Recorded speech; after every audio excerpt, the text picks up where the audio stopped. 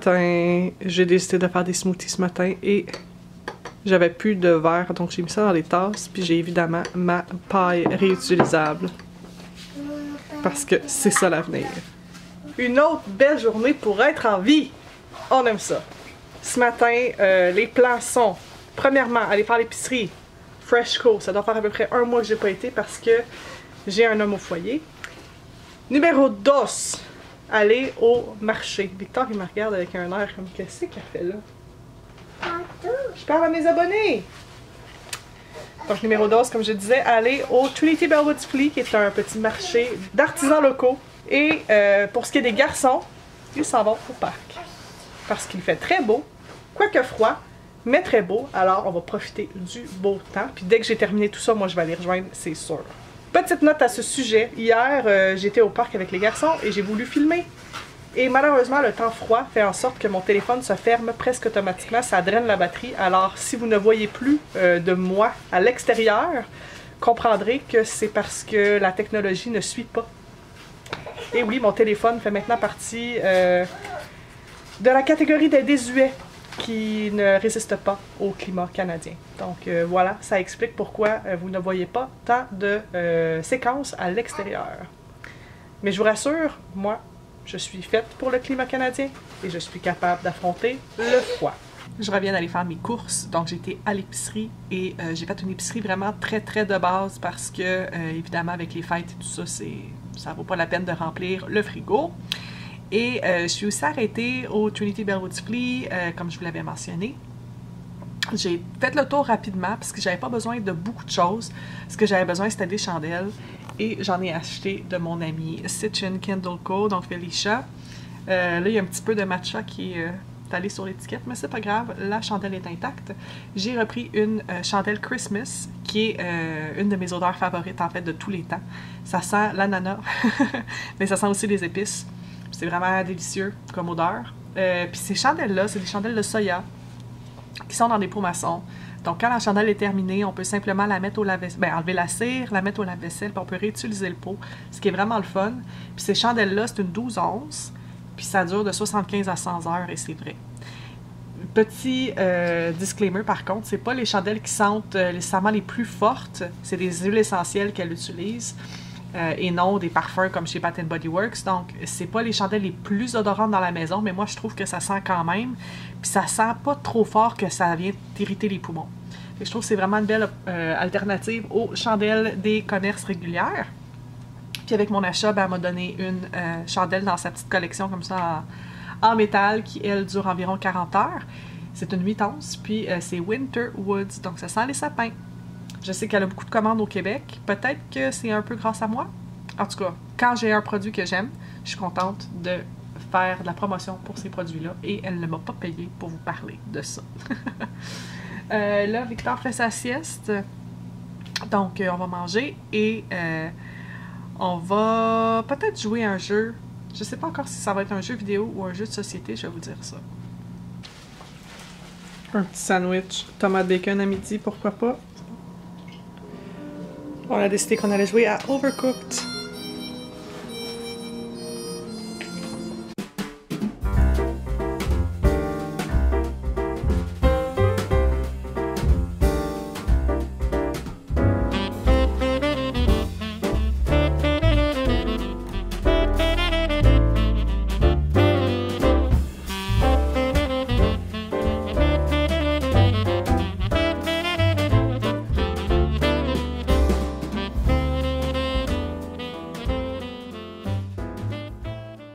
Michel, tes impressions du jeu? C'est chaotique. Très chaotique. Et moi, je peux pas dire que j'adore. Genre, moi, je suis une fille qui veut toujours avoir 3 étoiles sur 3 dans la vie, tout avoir 100%, puis là, on n'est pas capable d'avoir plus que 2 étoiles sur 3, à part le dernier niveau qu'on a fait. Mais c'est trop chaotique, puis je pense que peut-être à plus que 2, ce serait plus facile pour que chacun aille sa station. Là, j'ai l'impression qu'on fait juste se courir après. Ce qui n'est pas une mauvaise chose dans la vie en général, parce que se courir après, c'est bien. Mais ouais. Fait que je vais aller faire le ménage, je sais que c'est plate, mais je vais en profiter pendant que Victor il dort puis qu'il n'est pas dans nos pattes pour aller torcher les salles de bain et la cuisine. Je sais pas si vous étiez déjà à l'écoute quand on a acheté ce pack-là, mais il me semble que c'était la semaine passée. En tout cas, on a acheté un emballage mystère de la microbrasserie Nickelbrook, qui est une microbrasserie ontarienne. Et dans le paquet, il y a 4 bières, je vais vous montrer, c'est vraiment le fun. Puis on sait pas c'est quoi les saveurs. Donc il faut comme les goûter et les noter ensuite sur leur site web.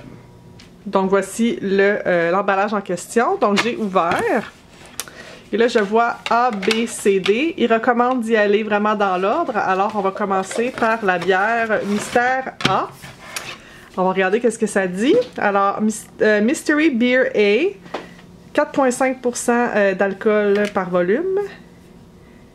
Et c'est ça, je sais pas exactement c'est quoi. Il n'y a pas de description. Ça dit juste d'aller voter. Fait qu'on va ouvrir ça ensemble, puis je vais vous montrer dans mon beau verre de chez Lef qu'est-ce qu'il y a à l'intérieur de cette canette.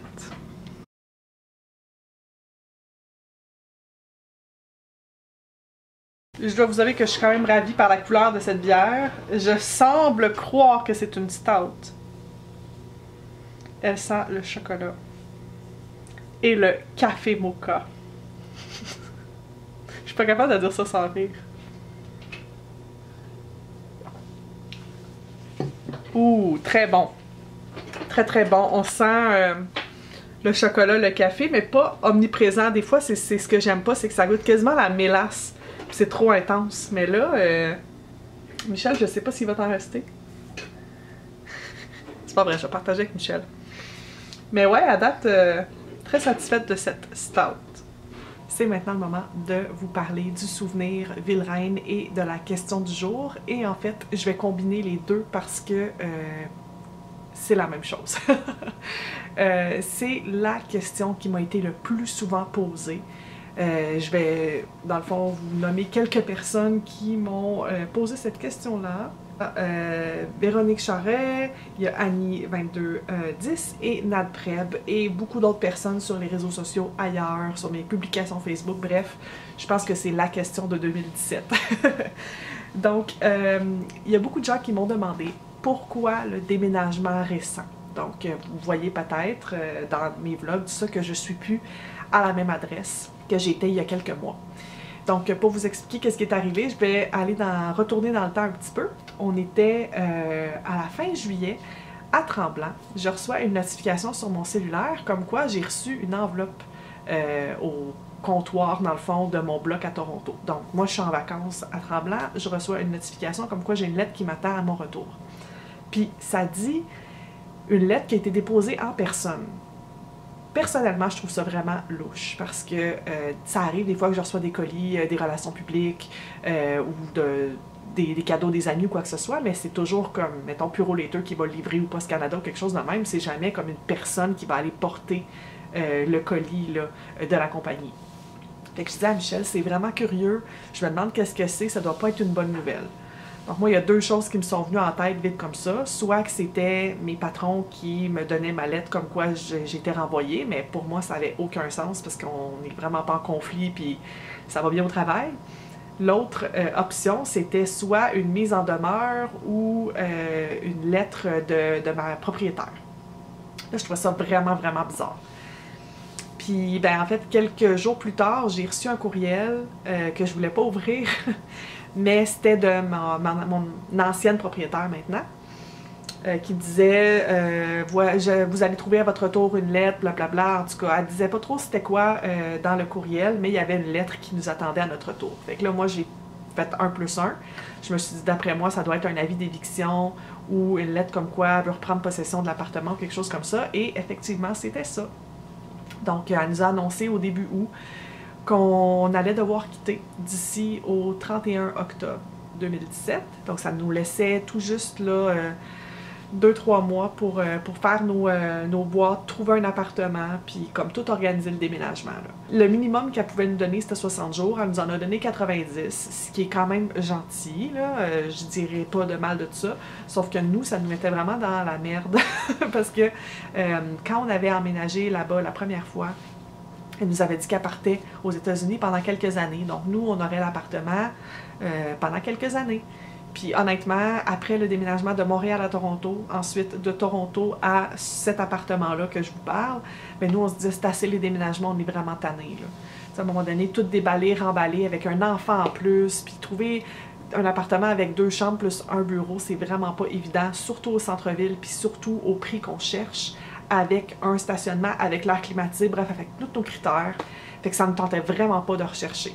Mais ça a fait en sorte que on a dû déménager. Puis la raison pourquoi elle nous mettait dehors, en fait, c'est qu'elle avait des ennuis de santé, puis elle devait revenir au Canada. Donc, elle voulait reprendre possession de son appartement.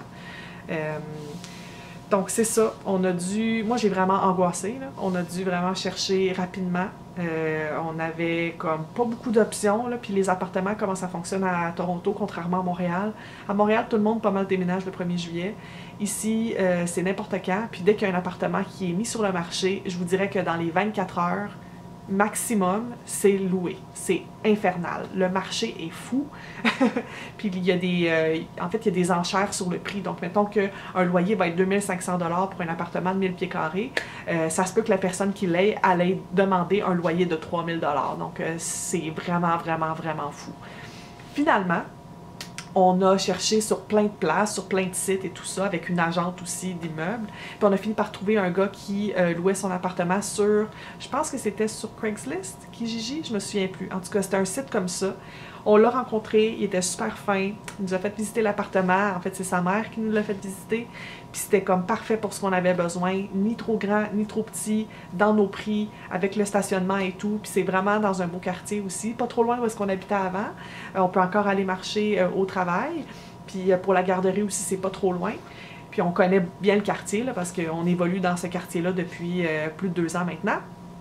Mais c'est ça, tout emballer les boîtes, puis déménager, défaire ça, ça nous tentait vraiment pas. Fait que c'était pas par choix qu'on est déménagé, malheureusement. Puis, ben, on a fini par trouver quelque chose. Il n'y a pas autant de rangements qu'à l'autre place, donc comme j'ai l'impression que je suis pas comme 100% heureuse de qu'est-ce qu'on a comme appartement présentement. Mais bon, c'est ma réalité, puis c'est juste assez pour ce qu'on a besoin, dans le fond. C'est juste moins beau, moins grand, moins pratique, moins fonctionnel, mais bon.